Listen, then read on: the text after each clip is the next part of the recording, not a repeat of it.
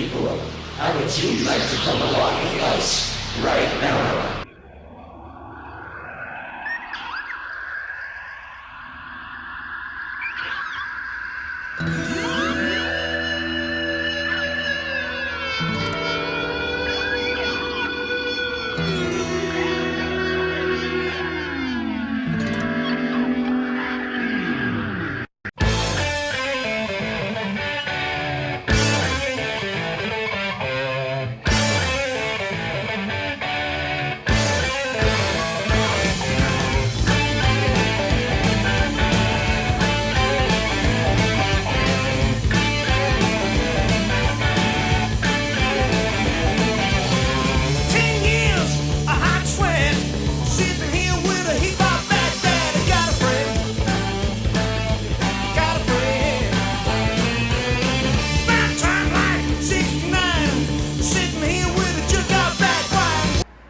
Greetings, YouTube.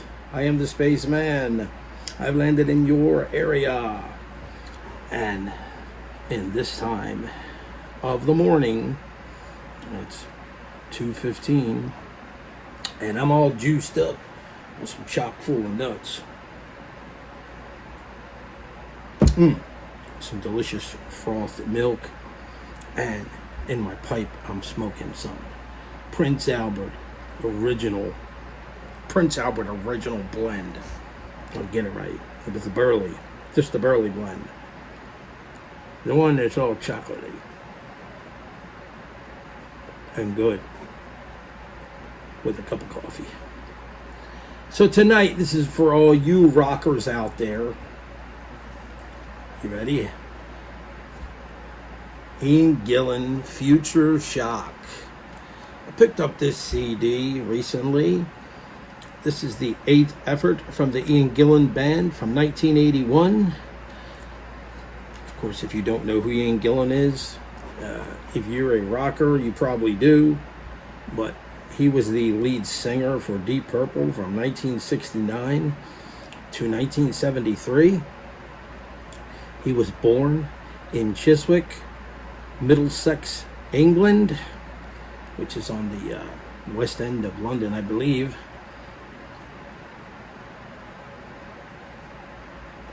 On August 19th, 1945. So let's just say Ian is up there in age.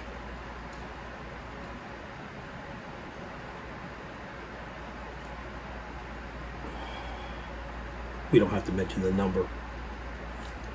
Anyway, this record is often capable of producing or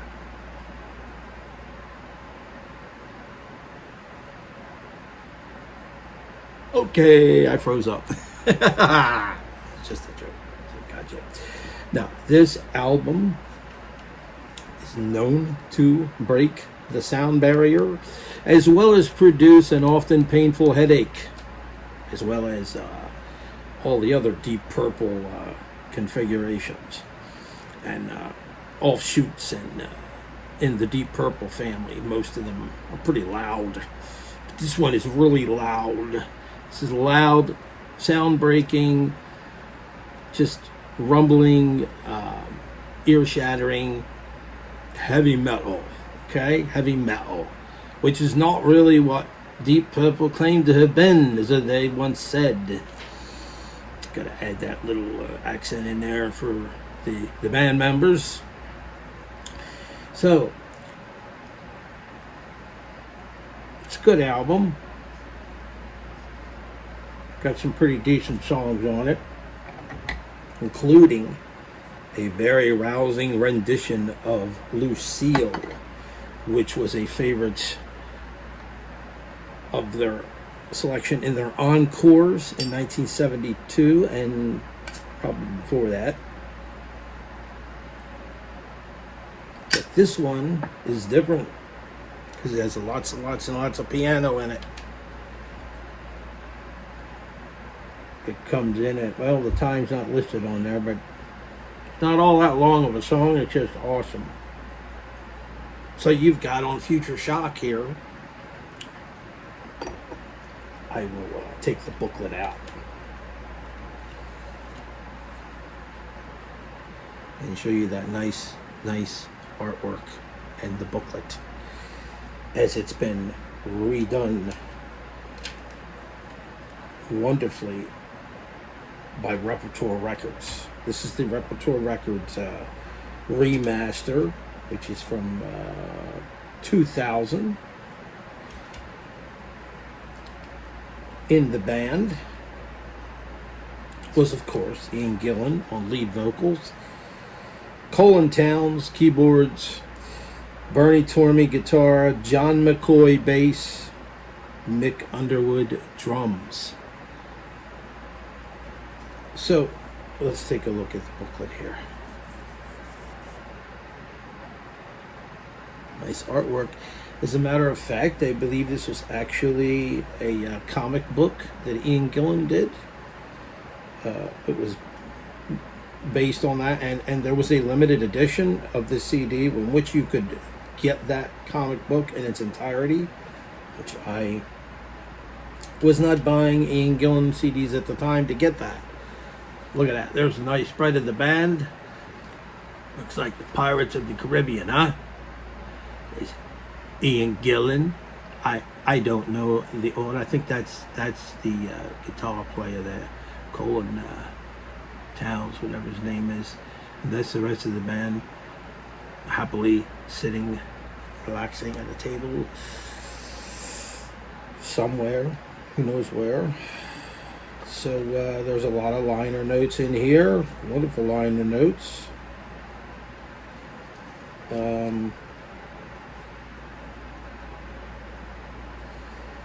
I won't show you. This one's a little bit X-rated, so I can't show you the whole picture, because I'm not going to do that on my channel. But I will cover the appropriate areas. Nice artwork there. Anyway, enough of that. So, what's the CD like? Well, like I said, it's mostly a hard rocker. Haven't totally digested it yet. It sounds to me as maybe just one of his more modern sounding CDs, albums, whichever you have, whether you own the vinyl record or the CD.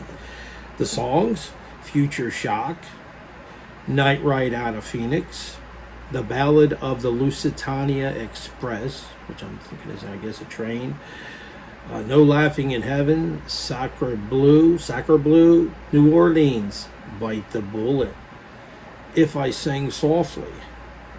Does Ian Gillan ever really do that? Yeah, he does, actually. On when he was on the album Jesus Christ Superstar, the rock opera, which was released in 1970, he sang a really nice operatic, acrobatic style vocal.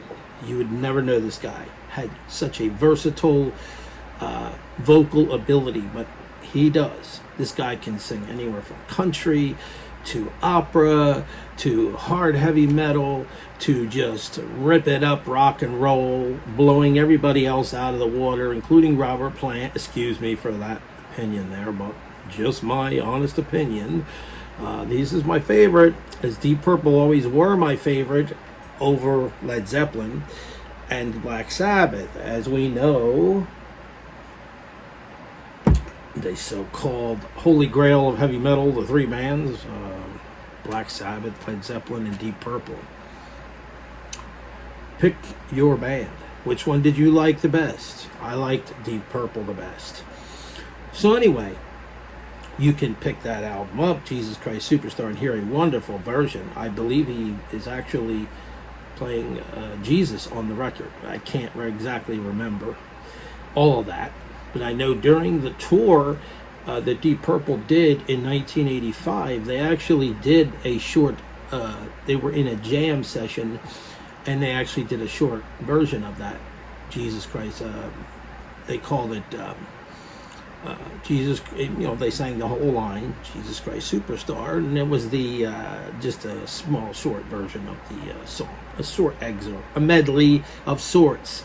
So, what else do we have on here? Don't Want the Truth, For Your Dreams, bonus tracks, The Maelstrom, Take a Hold of Yourself, One for the Road, Lucille, that's the song I mentioned to you. That's the whole reason, folks, why I bought this CD, because I heard that version of him doing Lucille with that awesome piano, that saloon sounding rock and roll, whatever you call it. It had that tone to it. Beautiful. You don't hear that much in rock music, especially today, of course. What do we hear today? Turn on the radio and you'll find out. Not much. So, Bad News, Bite the Bullet live, and Smoke on the Water live. You know, when Ian Gillan left Deep Purple in 1973, he actually didn't form the Ian Gillan Band until 1975. And this would be the like I said, the 8th release from that band. I guess they went through a assortment of personnel changes, but he also, after this record, I don't know if it was after this one or the next one, but he also went on to join Black Sabbath. That's right, Ian Gillan sang lead vocals for Black Sabbath. If you did not know that, it's on the album Born Again. And I will give you the backstory of that. He was in a bar, in a pub somewhere in London or England, and he had downed a bit too many drinks there that night, and he was 3 sheets or 10 sheets to the wind and kind of, gazonkered. When he actually was talking to Tony Iommi, the guitarist from Black Sabbath, and actually agreed to be the lead singer to replace Ozzy Osbourne, to replace Ronnie James Dio, who took the space of Ozzy Osbourne. Notice I say he took the space of, as Ian Gillan did. But I think Ian Dillon. Okay, Dillon. Marshall Dillon. No, he actually did do this. He actually agreed to do this. The next day he woke up and didn't remember, and his management called him, it's Colin Hart or somebody, whoever managed him. He said, did you know what you did last night? You agreed to sing for Black Sabbath. Oh, I don't remember. He didn't remember that. I don't bloody remember that, mate. But I guess I'm sorry. But he figured, being the fine chap he was, he went on to do it. And he did a fine job of singing for Black Sabbath, in which they used to do during that tour in 1983, a rousing rendition of Smoke on the Water for an encore. Wish I could have been there to see that, but I didn't. I wasn't going to concerts. Oh, actually, I was going to concerts. I started going to shows in April 1983.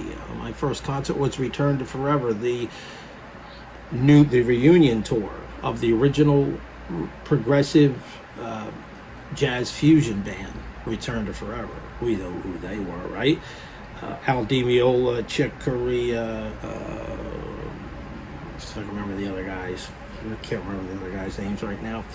But great band, by the way. Awesome concert at the Academy of Music in Philadelphia. Anyway, getting back to this band.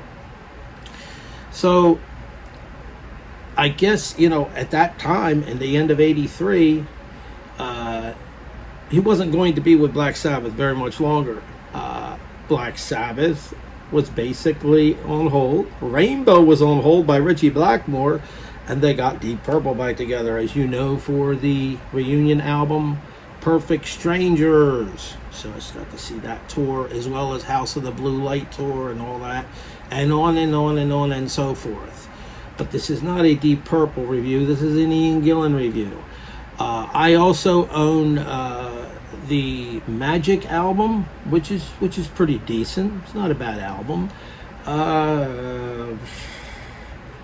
This album's like very heavy hard rock, which I still listen to hard rock. I have to be in the mood to listen to it.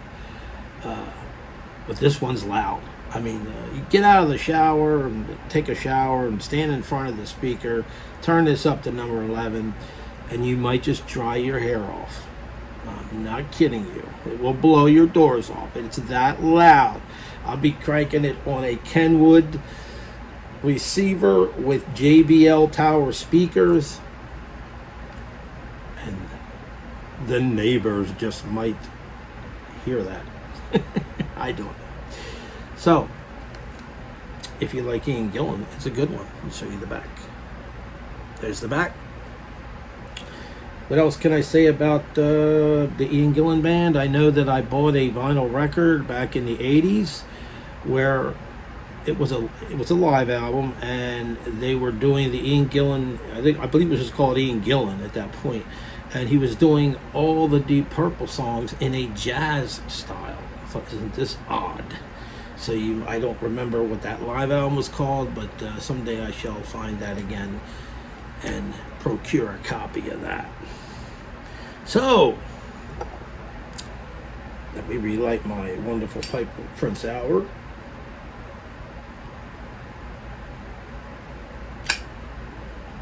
Very good tobacco. I will show you a couple of other new things. Whoa, sparks flying all over. That damn Ian Gillan album.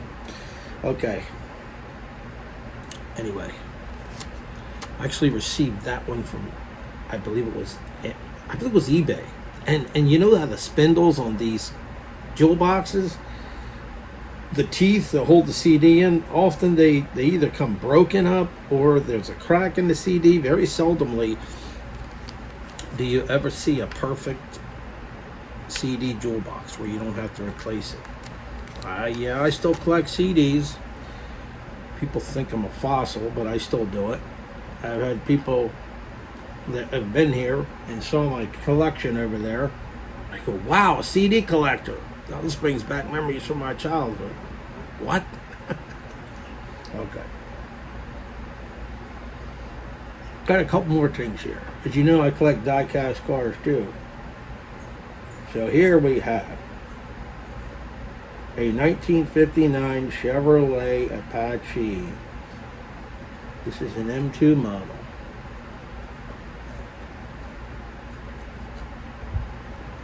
Come on, come up there. So the hood lifts up.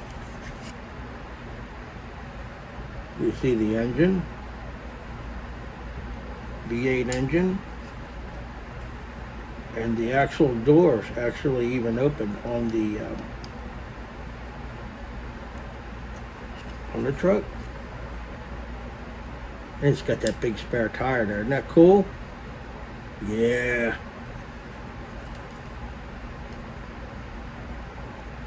Maybe even this comes off. I haven't tried it yet.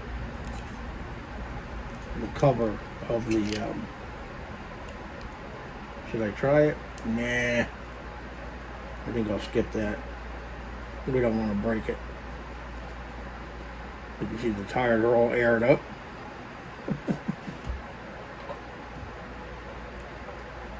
Look at what we got here.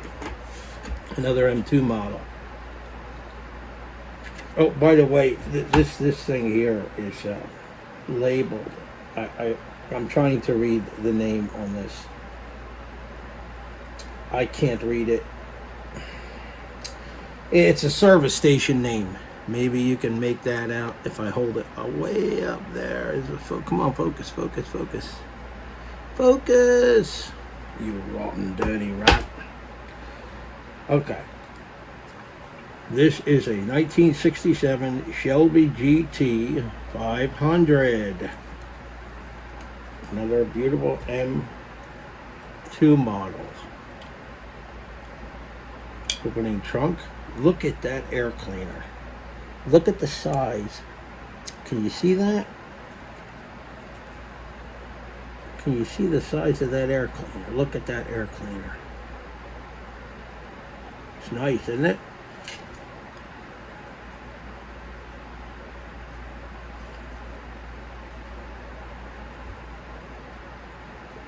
Don't know what size engine that is, but I don't remember what Mustangs 67 Shelbys had in them at that time. Anyway, Beautiful colors. Beautiful green stripe on the top. Look at that. Look at the front of that. I like M2's detailing. It's great.